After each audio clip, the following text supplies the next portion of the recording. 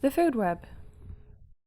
The blue whale, a creature that grows to be over 100 feet long, weighs over 300,000 pounds, and is so big that its heart is the size of a car, depends on this microscopic single-celled organism to survive. How? Well, the food web. The food web is an interlocking series of food chains that contain pretty much every living organism. Each link in the food web represents a living thing, what it eats and what eats it. This system relies on every link in the chain to function properly. This web, while complex, is boiled down to 4 simple steps. Number 1, producers. Phytoplankton and algae are the first level of the food web. They are what we call producers because they produce the energy that other ocean animals in some form or shape need to survive. While they're the necessary base of the food web, they don't actually do very much. They mostly remain suspended in the water, waiting to be eaten by a bigger creature and converting sunlight into energy. They provide a necessary link between the energy of the sun and creatures higher in the food chain that consume the phytoplankton.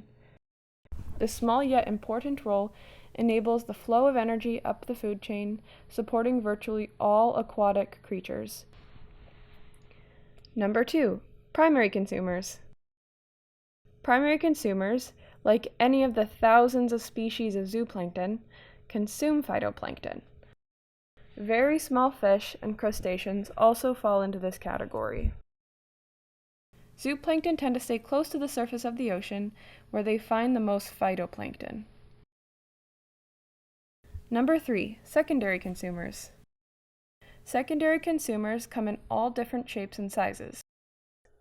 Filter feeders like baleen whales can be very large, but they eat zooplankton, like other secondary consumers, by filtering them out of the ocean water. Number 4, tertiary consumers. Tertiary consumers are the top predators of the ocean. These consumers are predators who more actively hunt for their food. When the food web comes together, it allows for every species to survive and thrive. When there's not enough food to support one link of the food chain, that animal population can greatly diminish. When there are fewer ocean predators, prey becomes overpopulated, causing its own food source to also become scarce. This is called a trophic cascade and can affect many ocean creatures who are already under population stress. This is why things like pollution, overfishing, and climate change are so dangerous. So what needs to be done? Number 1, we need to get better at monitoring fish populations.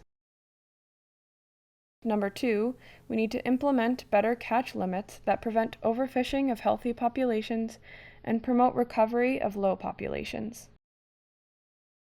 And finally, number 3, we need to improve fishing equipment to minimize bycatch. So here's your challenge. Next time you get seafood, ask where it's sourced and only support sustainable fishing.